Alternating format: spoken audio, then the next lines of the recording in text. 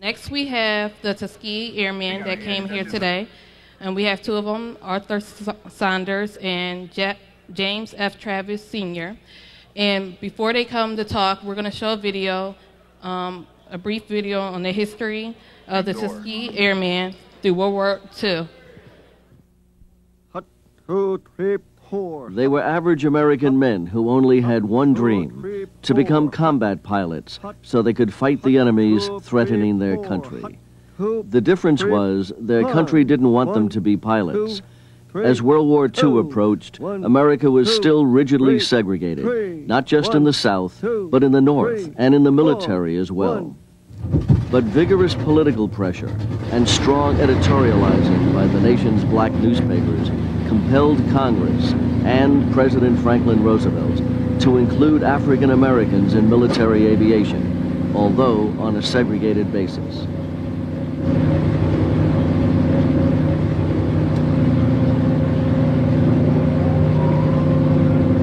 Thus was born what was called the Tuskegee Experiment, pilot training at Tuskegee Institute in Alabama.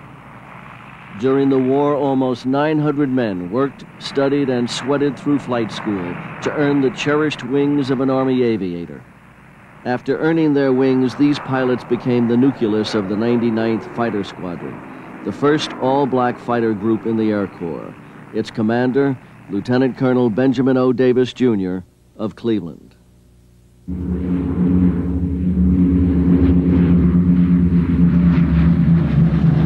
The 99th, later joined by the all-black 332nd Fighter Group, saw combat all over Europe. They became famous for never losing a bomber that they were protecting from enemy fighter planes. In a two-day period in January 1944, for example, they shot down 12 German fighter planes.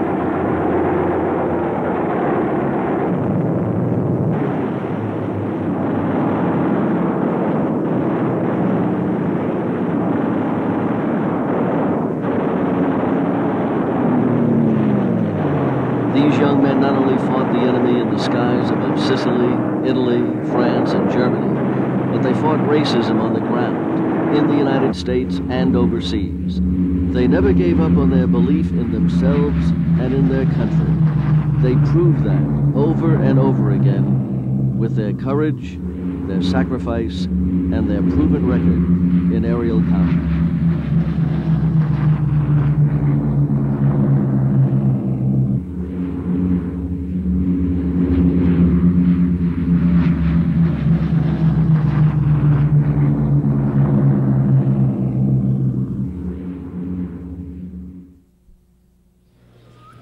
Can everybody give a round of applause for these guys that fought for us?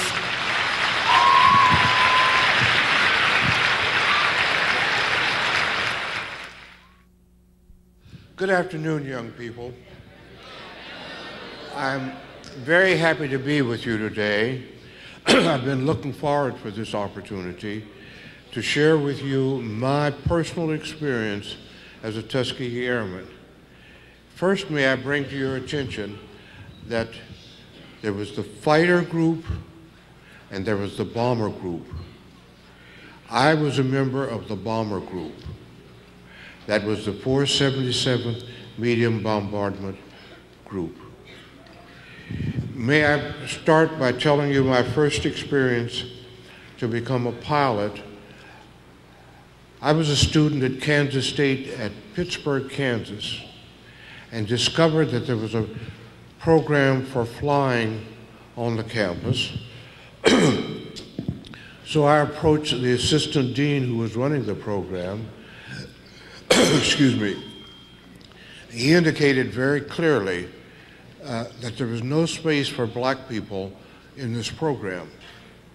About 2 weeks later, I was called to his office and told that I would be permitted to take the program because the college could not supply enough white pilots to take the program to meet their requirements with the federal government. So I had an opportunity to learn to fly. At that time, my father, who was a Buffalo soldier,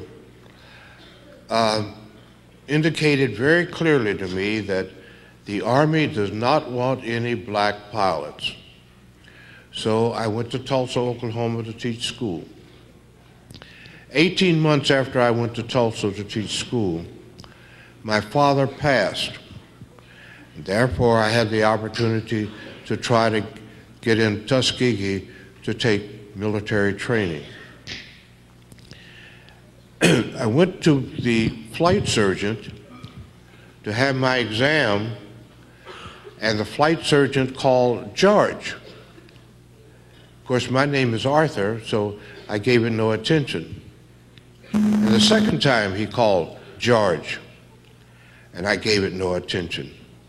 The third time he called George, he tapped me on my shoulders and said, "You're George.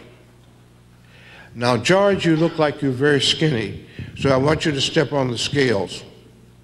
So I stepped on the scales, and he said, "Just as I thought, you're underweight. Now, you can't go into the Tuskegee program as a civilian. You would have to go in as a military man. So what you will have to do is join the Air Corps and then get a waiver." Could you bring me some water, please? Thank you. It's sitting on the floor right there.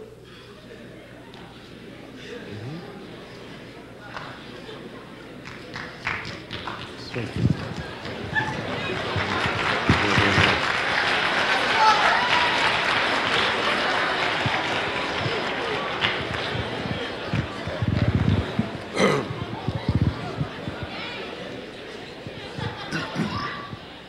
So as a result of that, I was in great shock.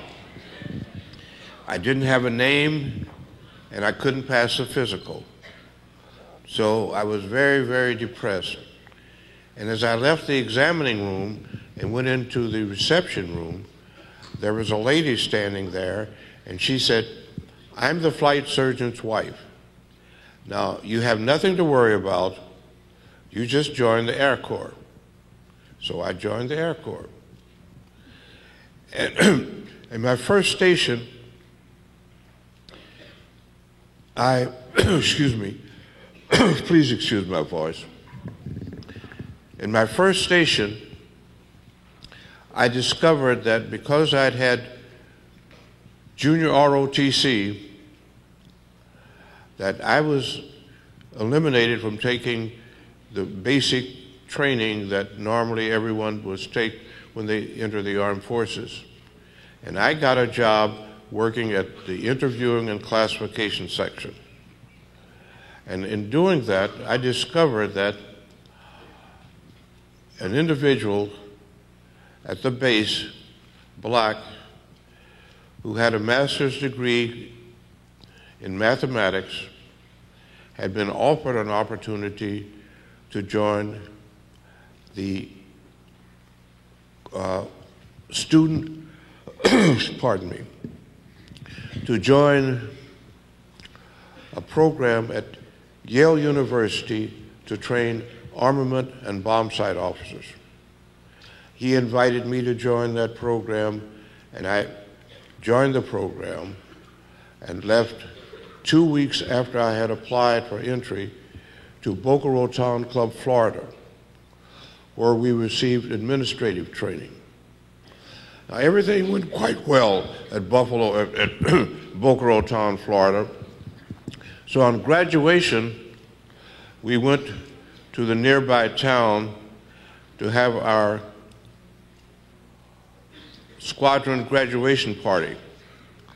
And it was a practice that the students, the cadets, would turn their backs to the building and click their heels as the ladies passed. And then someone discovered that there were 4 black cadets in this group. So they sent for the chief of police. So the chief came and said, "Well, we're not going to have any white women serving black men." So as a result of that, the chaplain who was going to attend the meeting and the squadron commander who was there with us sent for the commandant of cadets. So the commandant of cadets came to the base. Thank you. Thank you. And indicated to the chief of police that if you don't serve these 4 black cadets, I will cause this town to be off limits to all the personnel at my base. So we were taken in, and it was agreed that if we sit as close to the door, to the kitchen, as possible, then they would serve us. So as a result of that, the head table was placed at the kitchen door, and 1 black cadet sat at the head table. And then we were off to Yale University. And we didn't have too much trouble there. When we started our training, on one occasion, we discovered that some of the instructors had decided to wash us back. In the meantime, we had geared ourselves for that because we joined every type of organization that we could for competition so that we would gain points. And gaining these points, we knew that they couldn't wash us back very easily without having a great ceremony to determine whether or not we should be washed back. So we completed our training at Yale University, and then I went to Tuskegee, Alabama, where the 477th Medium Bombardment Group was being formed. And after Tuskegee, I discovered that on putting together the 477th, that there were only senior officers involved. My experience as a classification man indicated that they needed to have a junior to run around and take care of business and do little things that the senior officers didn't want to do. So I moved on from Tuskegee, Alabama to Selfridgefield, Michigan. And when I got to Selfridgefield, Michigan, I received an order from the commanding general of the 8th Air Force that all black commissioned officers should be placed in one auditorium. And the commanding general of the 8th Air Force came in and said very clearly, "You're black. You're not white. You're not going into the White Officers Club." So for that, we were then shipped to Godman Field, Kentucky. Now, Godman Field, Kentucky is surrounded by Fort Knox. So there was little opportunity or any case for us to riot and rebel because we were surrounded by ground forces. So we completed our training at Godman Field, which is a very small base, and it had its own small officers club. So this officers club became the Black Officers Club. All along the line, they had tried to give us the NCO club and take the NCO club away from the NCOs and give them a barracks to socialize in. Of course, we totally refused that. And as a result, we continue to move on with our training. Excuse me. At Godman Field, which was a small base, 2 squadrons remained there for training, and 2 squadrons went to another base for training. Eventually, we ended up with our basic training and for overseas in Europe. Now, no one would accept us in Europe. So what they decided to do was make some different arrangement. Now, about this time, the war was winding down in Europe, so they started giving us training for the Pacific. And in the meantime, 101 black commissioned officers went into the White Officers Club in Seymour, Indiana, and they were all placed in a rest-in quarters. And rest-in quarters means that you actually go to your quarters and stay there. But these men were flown back to Godman Field, placed in 2 barracks, armed guards around the barracks, and floodlights on the barracks. It created such a problem. The black newspapers were able to get the information. The information was disseminated throughout the United States, and the commanding officer who caused this to happen was ordered to stay by the telephone. That meant that he did not leave the telephone for approximately 2 weeks, and his orders were to reorganize that program and straighten out these terrible conditions. As a result of that, the fighter group and the bomber group were combined, so it became a fighter-bomber group. And we were then instructed and took training for the Pacific. The solution to that was that we could be put on one little island, and we wouldn't have to come in contact with any white people at all.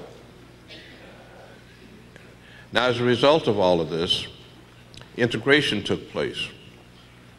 And the first 4-star black general was Chappie James, who was a member of the 477th Medium Bombardment Group. Thank you.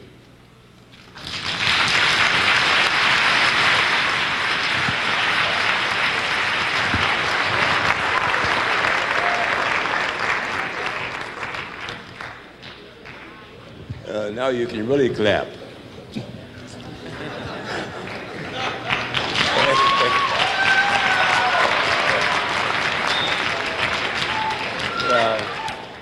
Well, I'm here because, as in usually in life, if you can't make the best of what you are or what you can do, if everybody can call you a failure and you successfully become a failure, what is the progress? I'll tell you one thing that happened to me in the beginning. In 1943, well, as a matter of fact, this fellow and I went to the same high school in Kansas City, Missouri. And we were both in ROTC. I graduated from high school in 1939. I was 4 feet 11 inches tall, weighing 98 pounds. But I was still the battalion adjutant in my ROTC unit. Here I am, 4'11", my voice hadn't changed, and I'm out on the field calling the battalion to attention in a high-pitched voice, and the commander of the unit was 6 feet 1 inches tall, and I'm 4'11", calling the battalion to attention in a high-pitched voice. But they had to pay attention, because if I didn't know the military procedures, I wouldn't be there. I wouldn't have been the second in command. At any rate, I left there after graduation. I went to Lincoln University in Jefferson City, Missouri. And while I was at Lincoln U, can you feature me playing basketball? At 5'1", playing college basketball? But I did at 5 feet tall. I made the varsity basketball team. I just didn't give up. I was drafted into service in March of 1943. I went to the draft board, looked at me, and said, give me my classification, whether I would be a 1A or a 4F. So they looked at me and he said, height, age, weight. Then he decided to describe me. On this little piece of paper, he wrote down hair black, eyes black, complexion black. I looked at him. I said, "Are you colorblind?" Now here I am, like I said, I'm only 5'1", but this guy just could not talk to me like that. I said, now how could anybody identify me from your description? I turned my hand over. I am lighter than he was. That's just the beginning.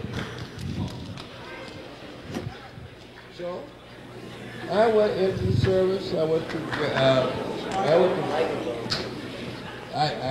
into service. Okay, sorry. I'm not used to talking into anything, you know. So I went on to service. I went to Fort Leavenworth, Kansas, as the entry base for me to go ahead. I got there. I went to the barracks, and the sergeant that was in charge of the barracks called me aside. He said, "Hey, Travis, come here." I said, "Yes." He said, "Anytime you want to go to the mess hall, you can go." I said, "Okay." Then he said, "As a matter of fact, you don't even have to get up for reveille." I said, "What's the problem?" He said, "You have to grow." And I'll tell you, in 3 years that I was in service, I grew 9 inches. But I went through all of this mess anyway. Besides that, I went through all of the mess.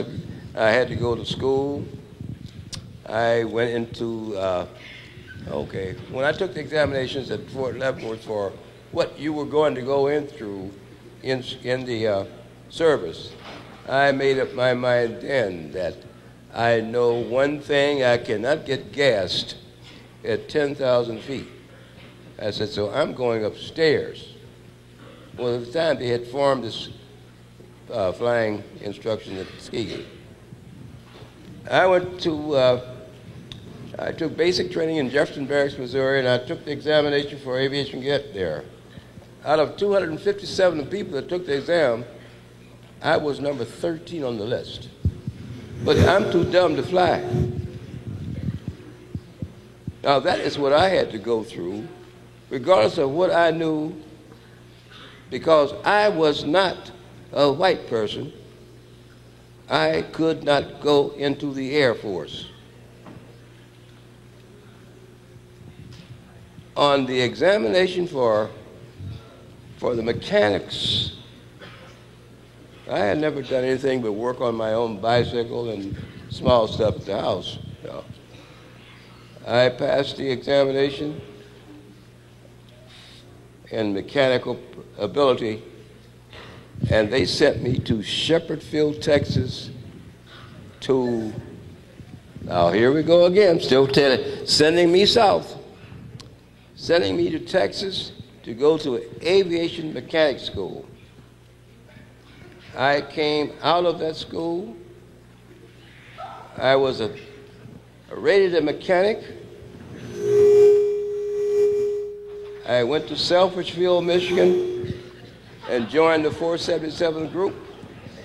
There I became an aerial engineer. That plane could not go off of the ground unless I said it to go. If something was happening in the air, it was up to me to find out the reason and recognize the cause. I made a statement one day to a fellow that, there's 27,000 feet of wire in a B-25. He said, how do you know? I said, well, look, after all, I am an aerial engineer, and I know the plane that I fly in. But they didn't want to believe all of this stuff. I can call another instance. I was supposed to go on a flight, on our training flight, and I developed a sore throat, and I went to the unsick call. The doctor, the flight officer, the flight surgeon, told me that I had a strep throat, and he would restrict me to the barracks for the week because he did not want me to have any major problems. I was in the barracks sitting down, the officer of the day. Now, this was in Godmanfield, Kentucky. That's right there outside of Fort Knox, or in the Fort Knox. He came in and he looked at me and he said, "What are you doing here?" I said, "The doctor put me on house maintenance, house staging." So, I don't know why, the next thing I knew, I was called to the office and they court-martialed me for failure to report to the line. Evidently, they did not check with the medical officer. They didn't care. They found me guilty. They wanted to take my rank away, and they wanted to put me in confinement for a while. But the commander of the field refused to accept the court-martial, and he released me, and I kept my rank, and I stayed right there. Now, how do you think a person as small as I was would take something like that and survive, not knowing whether he's going to be able to, if he's going to go overseas or not, and they expect me to fight for him or fight for you, and you treat me like that? You have no respect for me. Why should I have respect for you? But being in the military, that I had learned while I was in high school, I understood that point. And if you're going to survive, you have to accept some things. But when you accept it, do something about it, see if you can correct it. And that's just what we did. That's what we tried to do. I've had many problems. Thank you.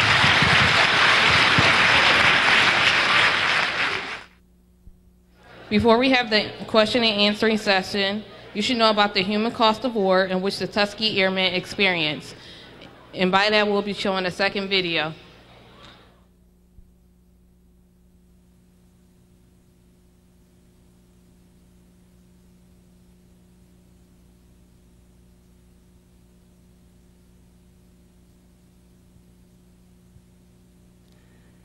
Even as a young boy in the 1930s, Erwin Lawrence loved airplanes. His dream, his one goal, was to become a flyer. As a child, he was making model planes and flying them across the room. And whenever the air shows came here, he followed them, and they always were in Brook Park on the west side. And he said, "Mother, pack me a lunch." And he'd take his lunch early in the morning and stay there until the last plane went off to the base.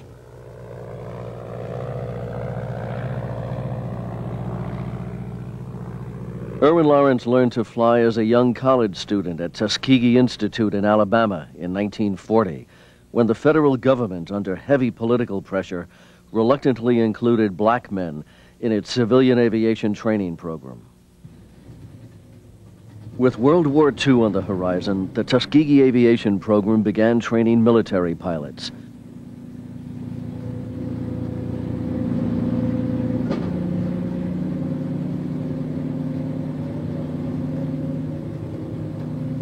Erwin Lawrence won his Air Corps wings in 1942. After he had finished his flying lessons and was getting ready to be shipped over, I went down knowing that that would be the last time I'd see him before he went over. And he says, "Mother, do you want to go up?" He asked his sister first. She's very timid. She said, no, she didn't want to. And then he says, "Mother, you want to go?" I says, "Yes, I'll go with you." So he and I got in the plane. He was in the cockpit, and I was in the co-pilot's seat. And we flew all over Tuskegee and all over the base, and we came back safely. And I just felt so good to know that he could do it. And I'm sure he felt better, too, with the two of us in there.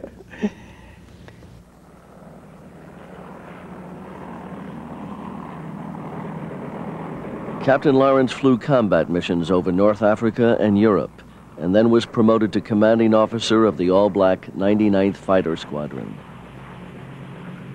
Were you worried about him? No, because I thought he was coming back. And I knew he was doing what he wanted to do. And he evidently was doing very well because he had several honors. And I was just proud that he was doing so well. And I would just look forward to the day when he was going to return, but that didn't happen. On October 4th, 1944, Captain Irwin Lawrence of the United States Army Air Corps was killed in combat while on a mission over Athens, Greece. How did you hear about his death? They had someone to come to the house, and I was upstairs. My daughter was downstairs, and they gave her the message. And when she heard it, she screamed, and she says, "Oh, Mother, something has happened to Irwin." And I came down, and we all had that feeling of a loss. Do you have any regrets about the choice of career he made? Well, no, because he loved it. I had wanted him to do something else before he went to Tuskegee. And he had said that, in fact, after he was abroad, he said, "Well, I'll come back and enter medical school. That's what you wanted me to do." But he couldn't. But I don't regret it now, because it was just what he wanted to do. We missed him.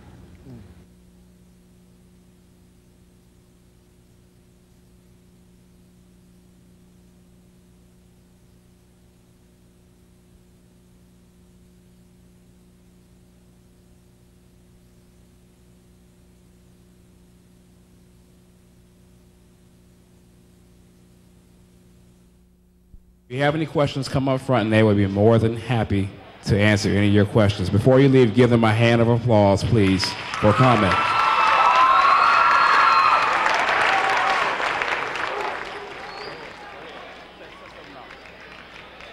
Thank you and God bless.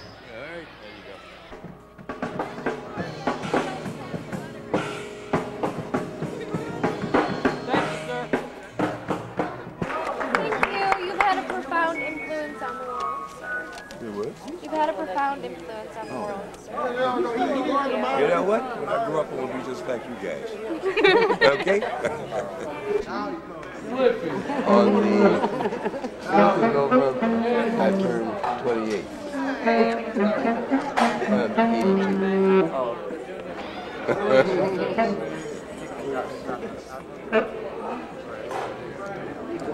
I'm a teacher here at LAK. It's a wonderful blessing to be able to meet you. Nice to know you. All of you nice people. You too. Thank you.